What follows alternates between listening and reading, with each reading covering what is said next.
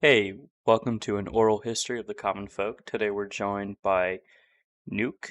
I am also joined by my co-host Rodney. Say hello, Rodney. Good evening, everybody. So, Nuke today wants to talk about the Battlefield, the video game, history, and all about Battlefield. So, I guess the first question would be is, what's the history of Battlefield? You want like history of its story or the actual game series itself? I'm just thinking more of like a synopsis for those who are not as in tune with the Battlefield video game series as we are. All right. So I guess I could start off with the part that I know the least about, which is pretty much any of the titles before Battlefield 3. So it started off with Battlefield 1942, and I don't know if it was on the old consoles, but I know it for sure it was on PC. And back then, from what I've heard, hearsay and whatnot, is that the size of the matches, which was 32 players at the time, was considered insane for, that long ago. I can look up the date it was published real quick. I mean, what is it now? Like 128 players? 128 players. Yep. That's still insane today. It is, yeah. I feel like that's been a constant in the Battlefield genre. hmm This is this year. Okay. 1942 came out in 2004. Wow, So,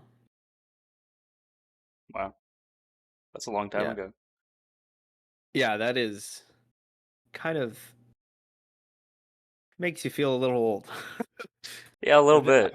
I've never played it, right? And because it was, I was 3 years old when that came out. No, 5. I was 5. Wow. Huh. So you said you started with Battlefield 3. Yeah. Am I safe to assume that's your favorite game of the series? Uh, it's certainly up there. It's really hard for me to pick a favorite because there are so many parts from each of the titles that I like a lot, Mm-hmm. but there are also so many little bits that just, take it down a notch. So to bring it back a little bit before we go into like an more in-depth discussion, can hmm you tell me like a brief synopsis of what Battlefield is in your mind? Like if somebody asks you to describe, they go to GameStop and like, oh look, Battlefield, what's that? What do you tell them? Ooh, this might take me a second to think about. Sure.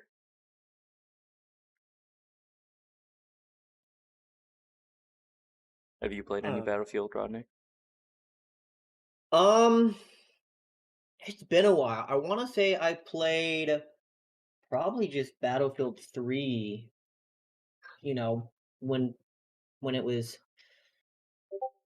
still coming out, but other than that, I really haven't really played any other Battlefields.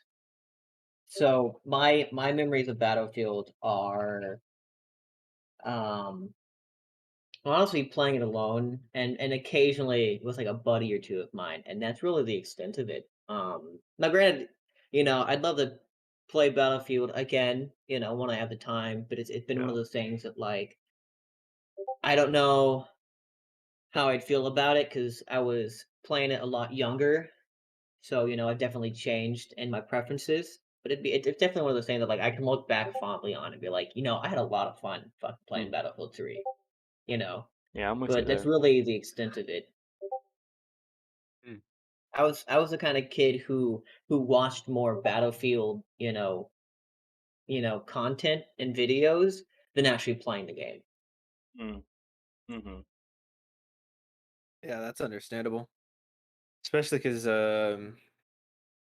back then was like getting close to the peak of the player base, where there were so many different content creators that are now well established, but were just getting their starts during the Battlefield 3 period. Some big names like Jack Frags and Level Cap, and those guys now have millions of subscribers, and they get several hundred, even in the millions of their views within these past couple days on the videos that they've been making of the newest Battlefield that just came out, or that's going to come out in October. But I'm with you on that boat where I watched a lot more than I played, because I had it for the 360 and I didn't have a lot of chances to play online because of Xbox Live Gold, the subscription. Yeah. Yep. So, have you thought about a brief synopsis? Yep. Go So, for it. brief synopsis of Battlefield. A lot of people on one really big map, and you can do almost whatever you want to try and beat the other team. So it's a lot of people on one team and a lot of people on another, and you have vehicles for like tanks and helicopters and jets on some maps as well. And do your best to work with your squad, work with your team to try and capture as many objectives as you can, hold them, and then, you know, have fun in the process. A lot of chaos. Oh, a lot of chaos. Especially, it's a little more dependent on which sandbox you're in. What do you mean by that? So each battlefield has its own little quirks to it, right? Hmm. And so they're all chaotic, but they're all chaotic in different ways. So in, say, if you had one map from Battlefield 3 and you put it into Battlefield 4, like the one that comes to mind is Operation Metro. Mm-hmm. The That's they a are classic. Oh yeah, they are both cluster fucks, but they're different cluster fucks. So if you're used to the clusterfuck of Battlefield 3's Metro, you're not going to be ready for the clusterfuck of Battlefield 4's Metro, and vice versa. Hmm. What do you think of the games makes them so different that that the same map can be played in two different ways? It has a lot to do with how the developers decided to change movement, change weapons, change gadgets. There's a lot of little things that when they all get put together into to make up the sandbox of of like one specific title that give it its specific flavor that ends up completely different from the other games. So there are a lot of comparisons drawn between Battlefield 3 and Battlefield 4 just because at their core they're very similar. They're both modern military and they both have a lot of the same vehicles and weapons. But the way that they're implemented in their specific version of the Battlefield sandbox makes it different enough to where you cannot have the same experience in both games. Now, correct me if I'm wrong, but like the experience between games or sorry, matches within the same game also vary because of all these little things you were saying put together add up to a different conclusion. Oh, absolutely. Um, they can definitely be like wildly different one match to another, but at the same time, sometimes it can get predictable to Hmm. where like you sort of when certain things happen in a certain way and you've been playing Battlefield for long enough, you'll learn to recognize how things are going to play out. Now, something might surprise you here or there, a lot of things might end up surprising you here or there, like say you decide to push towards objective A and you already know that because it's the one closest to their spawn, it's not going to be guarded. That's like a constant for every single battlefield. If you want to take an objective that's not defended at all, take the one closest to their home base. Now it's a risk reward kind of thing because on the one hand, you know it's not going to be defended, but on the other hand, you know that there's going to be a lot of resistance once they start realizing that you are trying to capture it. Now the whether it's defended or not is different every time, and how much resistance you get is different every time. But it can get a little predictable in some time if you've played the game long enough. I don't know if So I went too far off on a tangent there. I forgot no, the that's original perfect. question. That's perfect. I want to ask you two things that could lead us in two different directions. So I'll have Okay. you choose is um a discussion about like the game elements and how that leads to more fun, or the tactics element of the Battlefield game. Ah, What do you well, prefer?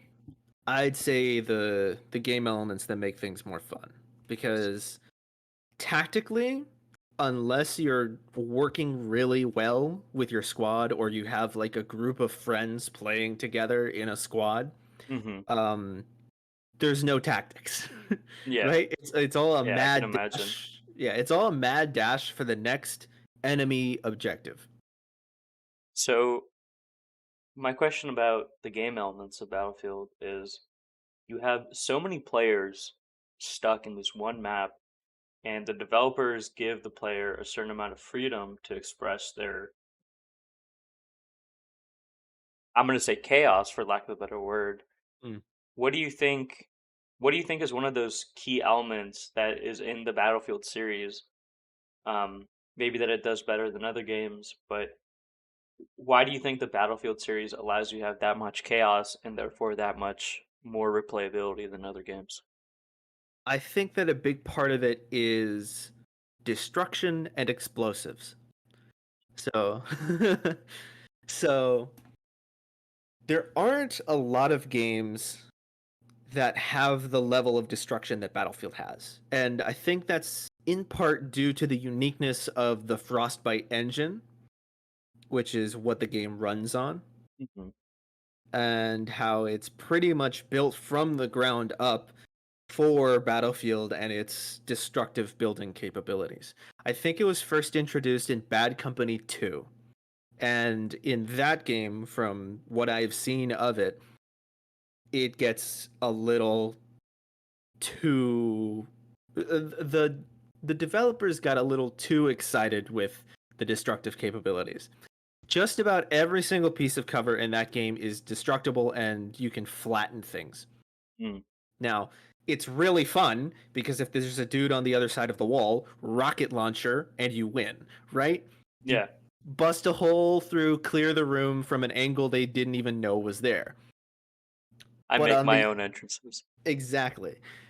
But on the other hand, it kind of sucks because towards the end of a match, that has happened so often that there isn't any cover anymore. It's just rubble everywhere. So it can be a little hard on certain game types such as Rush, where one team is explicitly set to defend a certain point. They already have an established, little area. They have their own cover and they don't have to really move from one place to another. The attacking team is going to start struggling because they have to run from their spawn all the way up to the enemy base in order to attack and find victory. So if there's no cover in between the places you're going, it makes it really difficult to get anywhere. And really not fun by Exactly. extension. Yeah. So, So is there a Battlefield game, do you think, that has like the best balance between these two elements of destruction and gameplay? a lot of people are going to hate me for saying this, but Battlefield 5, in my opinion, has the perfect balance between blowing shit up to clear it out and having enough cover to get places. Hmm. So, and I think a big part of that is the fortification system that they introduced. And I'm really sad it's not coming back to this newest installment because I played the technical test this today for the newest game. Now I'm not even supposed to be talking about the technical test, but Uh-oh. nobody knows what my account is, so that's fine.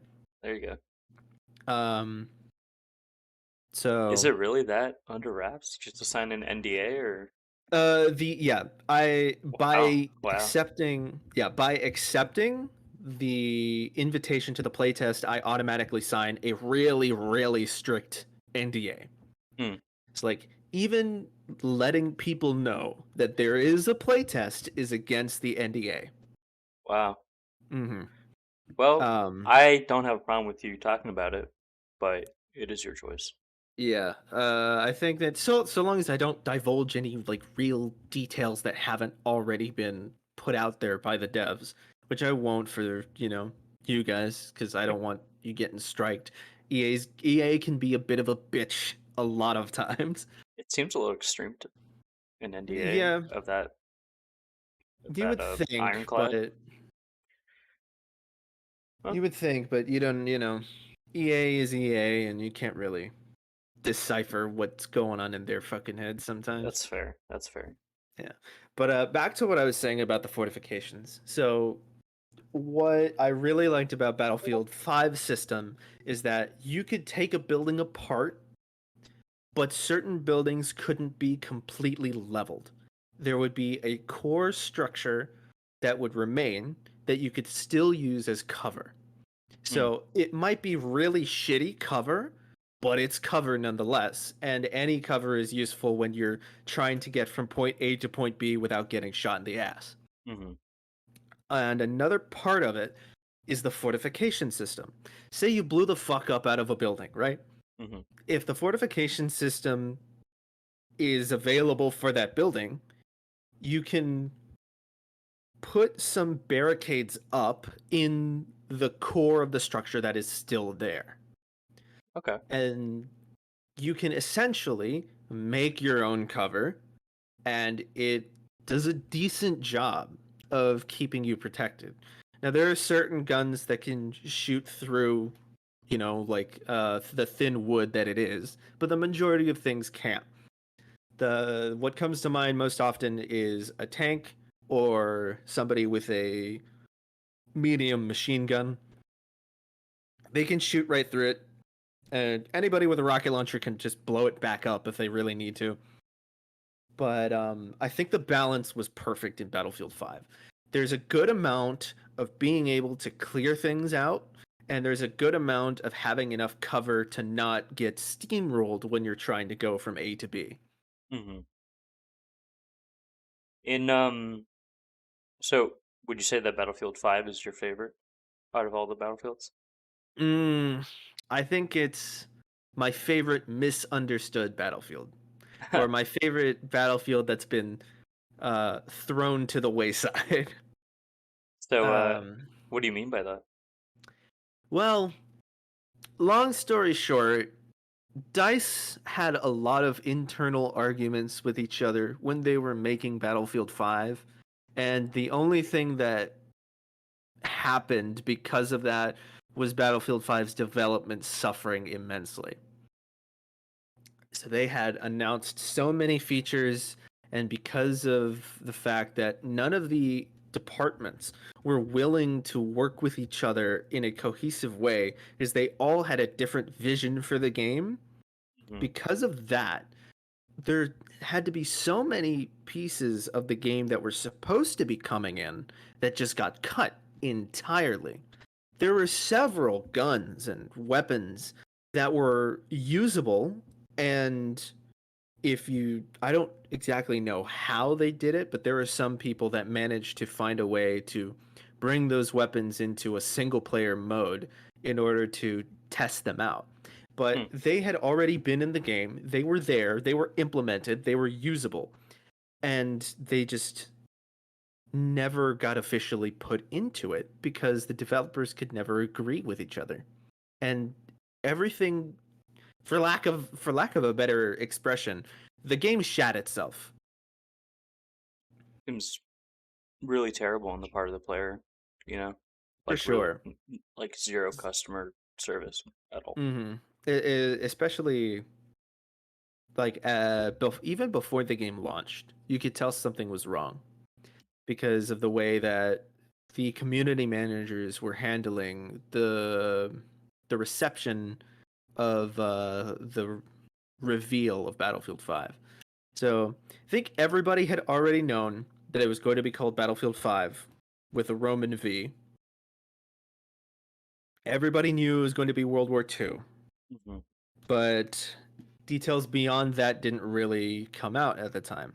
So when that reveal trailer with a bunch of, let's say, silly customization options was put so forward as part Everybody of its knew. presentation. Yeah, you could tell something was Yeah, fucky wucky. it just didn't give off a good first impression, you know? Mm-hmm. And these days, especially with video games, first impressions are everything. And it takes a lot of work to come back from a bad first impression. And I think a good example of that is No Man's Sky, but Oh I'm not yeah, going to get into that at the moment. yeah. No, paints a very vivid picture. Another question I wanted to ask you, and Rodney, if you have any questions, feel free to jump in. But um, I have been a fan of the Battlefield series for a long time as well. You were the one who actually told me about Battlefield and got me into it. Mm-hmm. Um, I'm not as hardcore of a fan as you, but I'm into it enough to see that there's been like a public rising and falling of the perception of the Battlefield series. When Battlefield 1 came out, like near the end of its lifespan, like I could get a very distinct sense from the player base that it was, that was it. That was the last Battlefield to ever exist. That if Battlefield 5 came out and it didn't cut it, Battlefield would go down the hole. But now that this new Battlefield is coming out, everybody's on the hype train again. Like, Mm-hmm. why? What do you think the reasoning for that shift and that like flow and ebb of player feedback is? It's the change in tone. Because What do you mean by that? the tone between Battlefield 5 and this upcoming one, 2042, the differences are insane in the presentation, in the reveal trailer, in the way the developers talk about it. Hmm. In a good And way? in a good way, yes. In a very good way. Um, Not so much for Battlefield 5, but in a very good way for Battlefield 2042. A lot of I believe that a lot of the community's grievances have been addressed, not particularly directly, like with a statement, but in the way that they presented the how the game would be.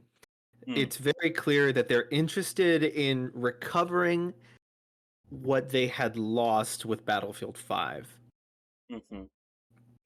So another question is why do you go from these modern military shooters to back to World War One and Two? Why did they have that sudden shift when the trend was, an even more advanced, maybe into the future, like this one is, Battlefield? I can't really say. I I don't think anybody can really answer the question why did they go to World War 1? Hmm. Like I feel that even the developers struggle to answer that. But I do think that it definitely worked in their favor because at the time that Battlefield 1 came out, Call of Duty Infinite Warfare also came out. Oh, And I see. this was at a time when Call of Duty wasn't doing so hot. They wanted to get back to a more normal on the ground, I guess, sort of gameplay style. Back to the And roots. yeah, in a sense. And then for them to get a reveal that the series would be going even more into the future than it already was, it made a lot of people really angry. And Mm. then when they saw how Battlefield went all the way back to World War One, it got a lot of attention because one mega franchise was not having a good time, and another mega franchise had just put out some really interesting concept. I don't think anybody could have predicted that Battlefield would make a game about World War One as fun and arcadey as they ended up making it. Now, I think that the naming of it was a little stupid, calling it Battlefield One. Yeah, I completely agree. Um, but in the end, I do think that it's become a lot of people's favorite, and for good reason. the The support for it was there, um, by the developers, most notably the Los Angeles branch of Dice LA, which is now called Ripple Effect, I think. But Dice Are they a LA, completely new studio, or are no, they they still just with EA? they're still with EA. They just rebranded. Mm, So because I think they have their own IP now. that's cool. They're making their own game, which is cool. But Dice LA is an insanely important part of the Battlefield ecosystem. And some people accept it, some people don't like to say that. Some people praise Dice Sweden, the main the main developing studio, as like messiah or whatever. But no, Dice LA is the biggest reason for a lot of Battlefield successes. So And why is there such a difference between the two studios? I honestly have no idea. I could not tell you. Uh, but there's just something about Dice LA that they understand about Battlefield's community far more than Dice Sweden does. Mm-hmm. Hmm. Interesting. Mm-hmm. Um, Another question I had is, you mentioned people didn't like Battlefield going into the future more than a modern military shooter than it is now. Why why wouldn't we want to have these futuristic sci-fi technologies in a game that's all about chaos? What is it about its grounding to reality that makes it so fun and interesting? I think it was mostly the perception of the time, right? So at the time, a lot of people were really tired of the sci-fi setting for a game like Call of Duty or Battlefield. Hmm. Um, the a game that did the sci-fi setting correct was Titanfall 2, Oh yeah. because Oh because yeah. it's already established where it is, and it's not something that can like change time periods because it has like its own self-contained story. So Hmm. like that one, while it flopped initially, succeeded later on. And that one was right in doing it future because it was already established as future. But despite Battlefield having it originally established itself in the past, modern military had become a new resurgence of the franchise. And at the time that the World War One version came out, everybody had a lot of disdain for the overly futuristic version of the title, of any title really. Um, and so I lost my train of thought. To me, it seems strange that, I mean, I guess it is a matter of preference at the end of the day, but Mm-hmm. I'm a big fan of Titanfall, and the fact that you can drop a giant robot to fight alongside you is awesome. Oh And yeah. to have the ability to do something similar in a setting with 128 players with a fully destructible environment, which Titanfall doesn't have, by the way. It's just a flat map. Not a flat map, but it's a static map. It doesn't change. Yeah. I feel like that would be amazing. That would be like a perfect sandbox to do all the crazy and wacky stuff that you could come up with. Whether it It be robots or giant lasers or I don't know, like spaceships or something. I don't know. mm, The possibilities are sort of endless there.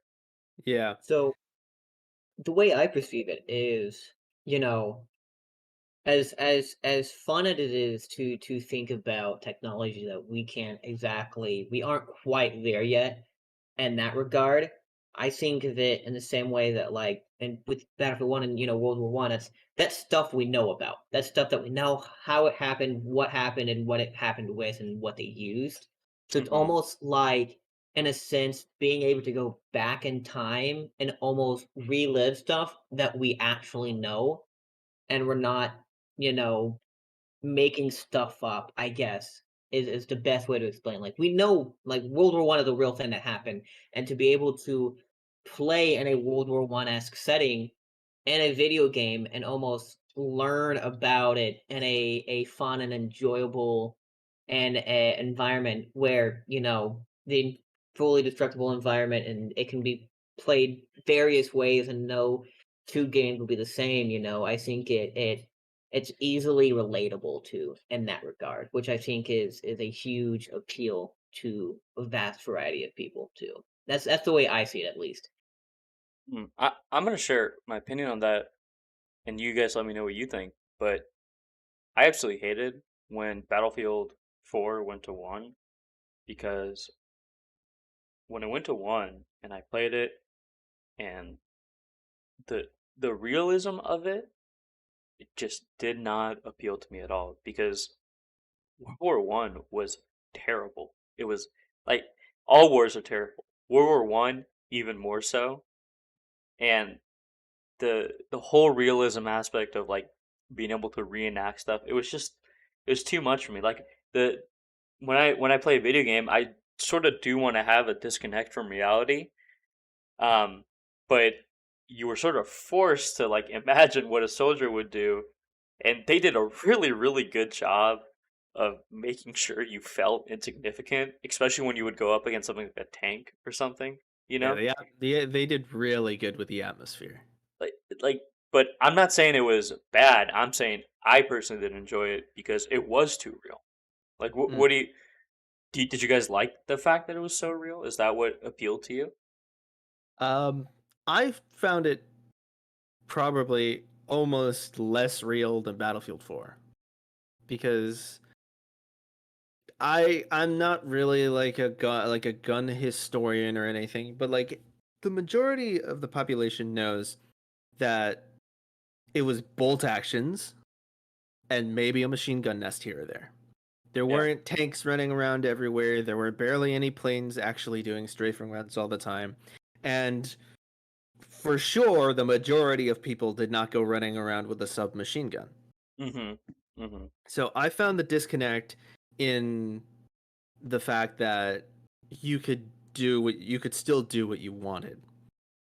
So I didn't find it very real. Like there are games that do try to get that realism in. I think the best example I can think of is Verdun.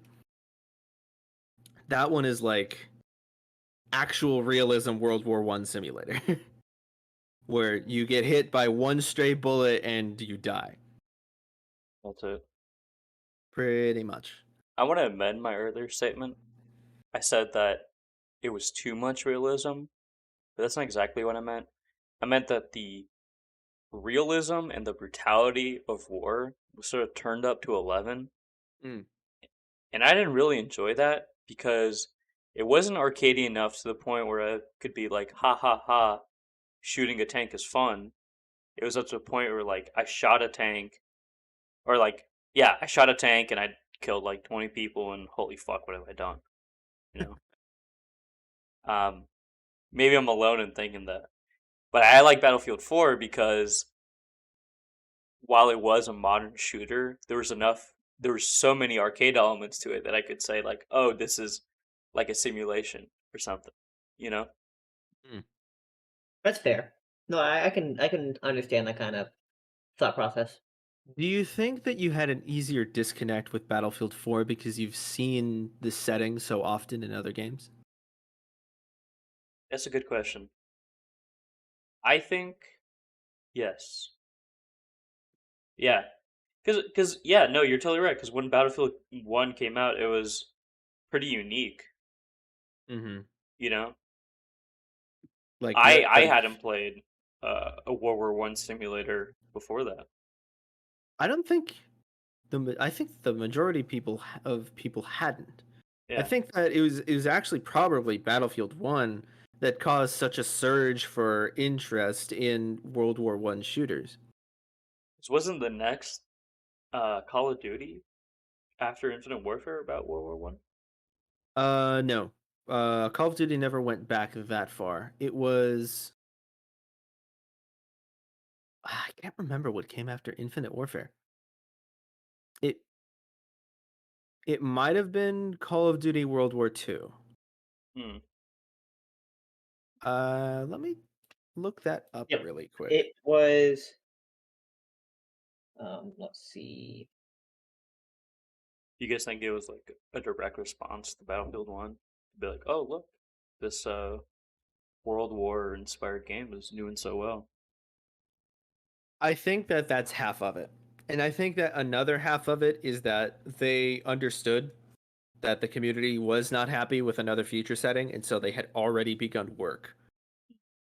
So looking at this list, after Warfare, it went back to Call of Duty World War II.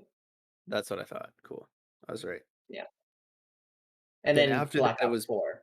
yeah, Black Ops 4, which was Black Ops 4 was weird. Black Ops 4 was like future, but not really, haha, Yeah. because I think it was a prequel to Black Ops 3. It was set N- somewhere in between 2 and 3, which I think No, everybody no, no, thought was no, weird. no. I know enough about the zombies lore that in four is after the conclusion of the like heaven and hell battle. The It's zombies probably, but that's disconnected from the multiplayer that is fair. So because I never played the multiplayer, and I never played the zombies. I just watched videos about it. hmm, So I really like the lore. yeah, that shit can get confusing. Oh man, we could do a whole other podcast about the lore. And, maybe when we have 6 hours or something. At least, at least All right, so the next podcast coming soon is 6 hours of Call of Duty zombie Zombies lore. discussion of history. the zombies lore. Holy god, that is so much. We I shouldn't even talk remember about it. I saw a video like in my recommended one day that was like timeline of Call of Duty Zombies, and it was a 3 hour long video. Oh man, And I was interested, right? But like, unless I'm being active and doing something like playing a video game, I cannot sit still and do one thing for 3 hours. Like yeah, my I'm with you focus there. constantly goes back and forth, and like I feel like I have undiagnosed ADHD, but I got tested and they said no. So here I am, big Battlefield nerd.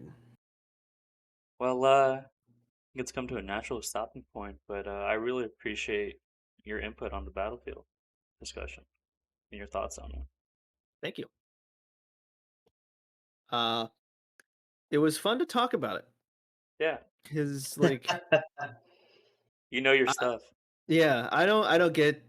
I really enjoy talking about things that I like, whether it be a video game like Battlefield or a show or something. If it's something that I really, really enjoy, I have a lot of fun talking about it as well. Um, Like it's fair for everybody with everybody's own peculiar interest. Yeah. yeah. Well, we'll have you on another time and you can talk about Transformers. That'll be another 3 hour podcast. Yeah, that's another 3-hour podcast. Oh All right. boy, wait until you hear about the That'd be a quintessons. perfect time to talk about how I convinced some random girl on Tinder years ago how I was named after a That was last transformer. year. Years ago? That was last year. We'll save that story for the As a Transformers concept of podcast. Yeah, that's honestly that could be its own podcast. I would a year and a for that half. story, please have me on because I Yeah, helped. for sure. So, You made it come to fruition. You were the brains behind the operation. so we had talked about this off recording with Mooney, who was just before you, but she brought up a really good idea that we should have a rotating co-host. Oh, So in the future, would you like to be another co-host? yeah, assuming that I've got the time for it, I'd love to do that. Yeah, yeah. And I noticed in this one, Rodney, you should just feel. I'm talking, but like, feel free to stop me at any time. You know, if you want to ask a question. Well, it was one of those things that like I didn't know much about Battlefield. I didn't know what to ask because Uh I huh. didn't know. It was more of a like I honestly don't know fucking jack shit about Battlefield except the one time I played online on a snow map and we were like inside a bunker and then just mowed people down as they came around one corner, bottleneck people. That is the extent of my Battlefield 3 and Battlefield knowledge. Well, now you can say that you've successfully learned a lot more than you thought you knew. So All right. Speaking of Battlefield, if you have Amazon Prime and Prime Gaming, I'm pretty sure that Battlefield 5 is still free. I Oh, do have Amazon good Prime. plug. I don't know if I have Amazon Prime Gaming.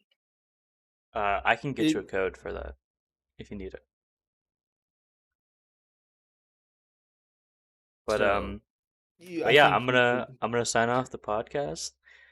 This has been an oral history of the common folk with Nuke talking about Battlefield. You have a good day, Nuke.